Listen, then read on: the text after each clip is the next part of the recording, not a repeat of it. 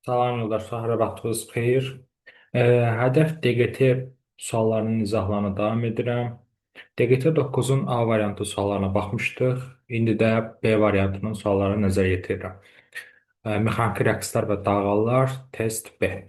Bir havadan suya keçən səs dalğasının sürəti 4 dəfə artarsa, bu dalğanın tezliyi necə dəyişər? Bir müddət digər müddətə keçdikdə tezlikdir, perioddur, bunların qiymətləri dəyişmirdi, sabit qalırdı. Burada da dalğanın tezliyini soruşduğu üçün dalğanın tezliyinin qiyməti dəyişməz. İlk sualın cavabı beləliklə Y variantı olacaq. 2. X bərabər 4 sinus 2 pt qanunu ilə harman rəqs edən cismin dairəvi tezliyini yer tap. Bu tənlik belə yazılır. X bərabər xm sinus omega t formasında. Sinus və kosinus ola bilər və digər hissələr eyni qalır. X-dan sonra gəlir onun amplitude qiyməti xm. Sinusdan t arasında da omega, yəni dairəvi tezliyin qiyməti qeyd olunur. Burada da omeqanın qiyməti deməli 2pi-yə bərabərdir. Yəni cavabımız olacaq C variantı ikinci sualda. 5. Riyazi rəqqasın rəqs periodu 8 saniyə olarsa, o n vəziyyətindən n tazı vəziyyətinə nə qədər müddətə gələr. Rəqs periodu, yəni bir tam rəqsə sərf olunan zaman n-dən n-ə gəldi, sonra n-dən bu tərəfə gedir. Hı -hı. Sonra həmin nöqtə, buna misal üçün deyək, L nöqtəsi. L-dən təzədən qayıdır N-ə. Sonra N-dən təzədən qayıdır M-ə. Və bir tam rəqs edir. Onda deməli, periodu 4 saniyədirsə, M-dən N-ə 4də 1-nə sərf olunan zamanı tapsaq, olur 8 bölünsün 4, 2 saniyə. Deməli, M-dən N-ə 2 saniyə, N-dən L-ə 2 saniyə, L-dən N-ə 2 saniyə, M-dən N-ə 2 saniyə sərf edir və ümumi periodumuz olur 8 saniyə. Deməli, M kənar vəziyyətindən N tazı vəziyyətinə 2 saniyə ərzində gəlmiş olur. 5-ci sualın cavabı beləliklə C variantı. Növbəti suallarla davam edirik. 3. Enlər dağlarının 3-cü və 7-ci təpələr arasındakı məsafə 8 metr olarsa dalğanın uzunluğunu təyin edin. Təpə suallarında nə edirik? Təpələr çıxılır. Burada 3 ilə 7 göstərilib. Yəni təpələrin sayları 7-dən çıxıram 3-ü. Vururam dalğa uzunluğuna, bərabər edirəm məsafəyə. Yəni M çıx N adlandıra bilərik təpələrin adını. M çıx N, M təpəsi, N təpəsi, vur dalğa uzunluğu bərabərdir məsafə. Burada elə 3-cü və 7-ci təpə dediyi üçün elə 7 çıxılsın 3 yazdım. Buradan dalğa uzunluğunu tapanda həmin məsafəni, yəni 8 metri, S8 metr bizə verilib burada. 8-i bölürəm 4-ə. Bu da bizə nə verəcək? 7 çıxı 3, 4. 8 bölü 4 bizə verir 2. Deməli, bizim dalğa uzunluğumuz 2 metrə bərabərdir. 3-cü sualın cavabı belə işte oldu. 2. Təpələri çıxırsan, vurursan dalğa uzunluğuna, bərabərsən məsafəyə. Məsafədə S və yaxud delta S şəklində yaza bilərəm. 6. Maddi nöqtə x bərabər 2 sinus 4 pt qanunu rəqs edir, sürətin amplitude qiymətini tap. Deməli, kəməkdən sonraki qiymət onun maksimal qiyməti, yəni xm 2-dir, x-dən sonraki qiymət onun maksimal qiymətidir, xm 2-dir, amplitudumuz. Daha sonra omeqamız sinusdan t arasında qalan hissədir 4pi-dir. Pi-ni də bizə verib 3, olacaq 4 vur 3, 12. Omeqamız da 12-yə bərabərdir. Sürətin amplitude qiyməti tapanda dövrü tezliyimizi omeqanı vururam amplituda. Deməli, 12-ni vururam 2-yə, bu da bizə verəcək nə? 24. Deməli, mənim sürətim 24 metr bölünsün saniyə bərabərdir. 6-cı sual cavabı işte E variantı olur. 7. Verilmiş diaqrama görə potensial enerjinin ən böyük olduğu nöqtə. F var, X varsa potensial enerjinin Fx-lə düsturu Fx bölünsün 2. Belə bir düsturumuz var. Burada hasildir F vur X. Hasildirsə ən böyük qiymətini tapmaq üçün vuruqların qiyməti də ən böyük olmalıdır. F ən böyük, X də ən böyük olmalı ki, potensial enerji ən böyük qiymətini alsın. Hər ikisinin ən böyük olduğu nöqtələrə baxıram. F-in ən böyük olduğu nöqtələr 2 ilə 4, X-in ən böyük olduğu nöqtələr 5 ilə 4, orta nöqtə 4. Deməli, hər ikisinin ən böyük olduğu nöqtə 4 nöqtəsində potensial enerji qiyməti ən böyük olur. 7-ci sualın cavabı belə işte D variantı olur. 4. Hansı qrafik süni rəqslərin yerləşməsi zamanı asılı olunur? Süni rəqslərdə kəmiyyətlərin absolut qiymətləri zaman keçdikcə azalırlar, çünki enerji ikisi baş verir, sonda sönür. Burada da kəmiyyətlərin absolut qiyməti bizə x t astıq verir. Getdikcə azalmalıdır. Bu qrafikdə variantlara baxıram. B deyil, D deyil, C deyil, A deyil, Y variantı uyğun gəlir. Yəni getdikcə qiymət azalır. 4-də Y. Daha sonra 8. Kütləsi 6 ki olan rəqsi hərəkət edən cismin sürətinin proyeksiyasının zamanas qrafiqi verilib. Bu zaman bu cismə təsir edən qüvvənin absolut qiymətini tap.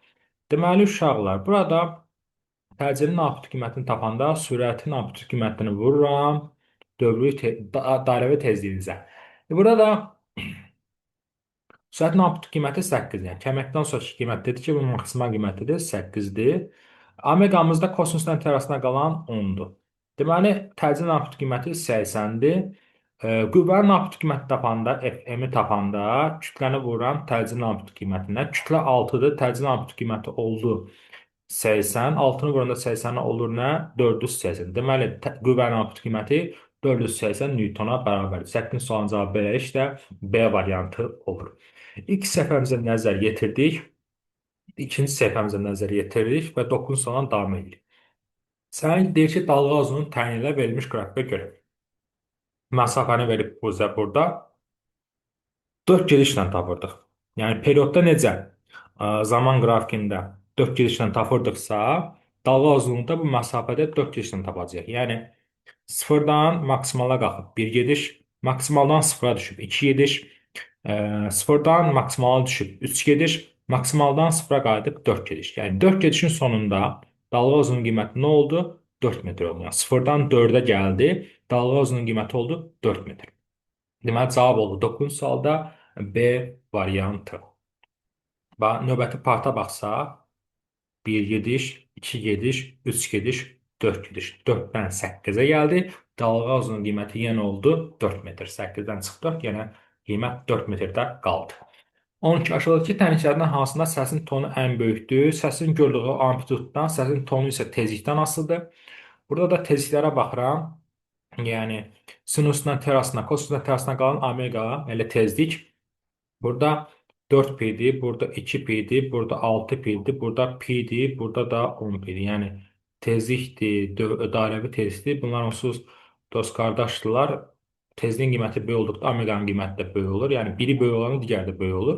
Burada da elə omeqalara baxmamız kifayətdir və ən böyük omega burada Y variantında qeyd olunub 10 pi'də. Deməli səsin tonu ən böyük olacaq. 12-də Y. Ən kiçiyi soruşsaydı D variantını götürmüş olacaqdıq 1 pi. Növbəti sual 10. Müəyyən müddətdə yayılan dalğanın amplitudu məsafədən asılı qrafikinə görə dalğaların sayını deyir. Tap. Elə dalğa uzunluğuna gedək. Nə qədər dalğa uzunluğu varsa, o qədər bizim dalğalarımızın sayı var. 1, 2, 3, 2, 4. 1 dalğa uzunluğu. 1, 2, 3, 4. 2 dalğa uzunluğu. 1, 2, 3, 4. 3 dalğa uzunluğu.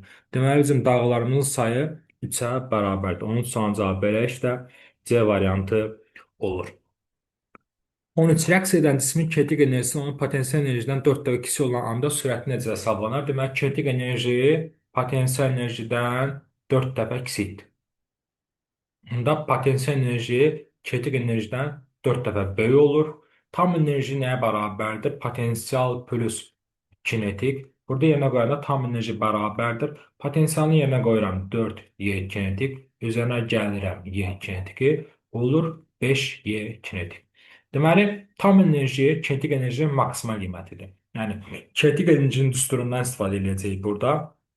NV kvadrat bölü 2-də. Bunun maksimal qiyməti tam enerjidir. NV maksimalın kvadratı bölsün 2.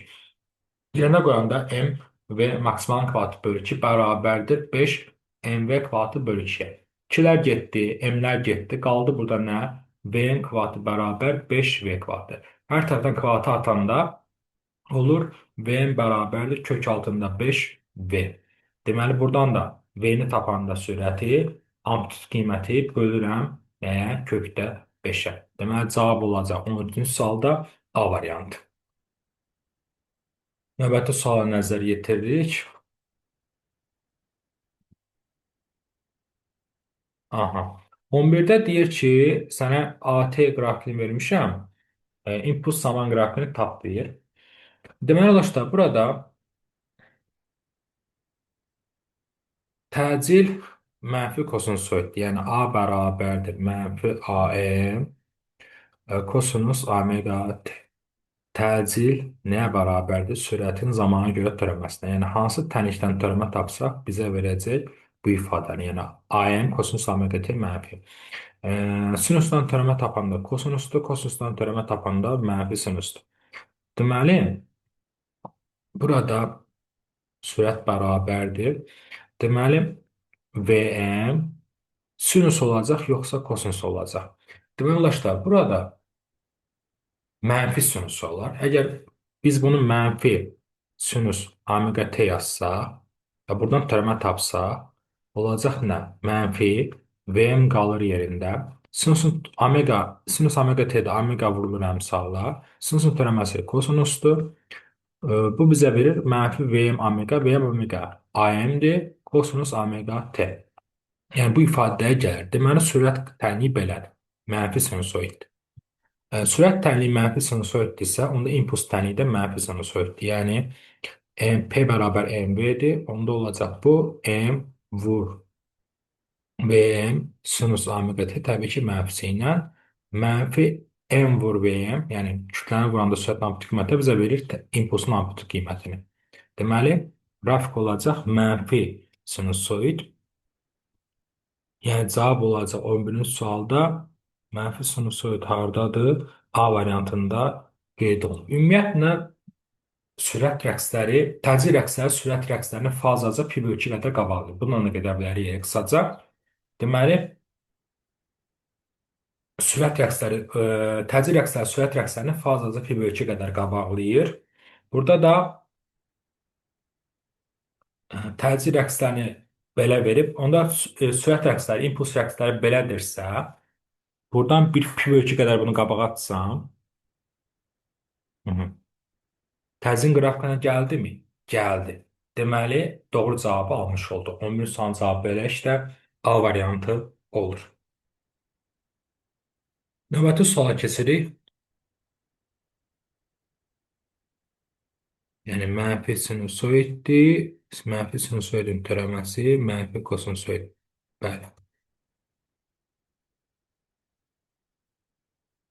Cavablarda deyəsən yanlışlıq var. Cavablarda C variantı kimi qeyd olunur, amma biz A variantı aldıq. A variantı doğrudur. Burada başqa nə sual qaldı? Burada qaldı 14. Sönməyən harmonik rəqslərin sürətinin amplitude qiyməti rəqsin periyodunun asılı qrafikini bizdən soruşur. Vm t-dən necə asılıdır? Düsturumuzu yazaq. Vm bərabərdir omega xn. Omeganın yerinə yazıram 2 pi bölünsün t. Vm t-dən necə asılı olacaq? Sürətin amplitude qiyməti periyoddan tərs asılı olacaq. 14-cü sual cavabı belə işdə C variantı olmuş olur. Başqa burada qaldı sonuncu sualımız 15. Riyazi rəqqasının uzunluğu 9 dəfə artırdıqda periyod necə dəyişər? Periyodun üstürü riyazi rəqqasda 2 pi kök altında L bölünsün J'dir. Periyod uzunluqdan görürəm ki, necə asılıdır? Kök altı düz asılıdır. Yəni, uzunluğu qiymətini 9 dəfə artırdıqda periyod onun kökü qədər artacaq. Kökdə 9 dəfə artacaq. Yəni, 3 dəfə artacaq. 9-dan kök çıxır 3. Bizdə faizlə artım veriblər. Yadımıza saxlayın, 100% artma 2 dəfə artma idi, yəni özü qədər artır. 200% artma 3 dəfə artma idi. 300% artma da 4 dəfə artma idi. Burada da 3 dəfə artmanı soruşursa 200% artmanı götürmüş olur. Yəni 100-ün üstünə 200 gəlirik, bölürük 100-ə, 300 bölü 100 edir 3. Deməli, qiymət 3 dəfə artır. 200% artmada 3 dəfə artmadır. 15-ci sualın cavabı belə işdə A variantı olur. İzah bu qədər yoldaşlar. Növbəti izahlarda görüşənədək özünüzdən müğayət olun.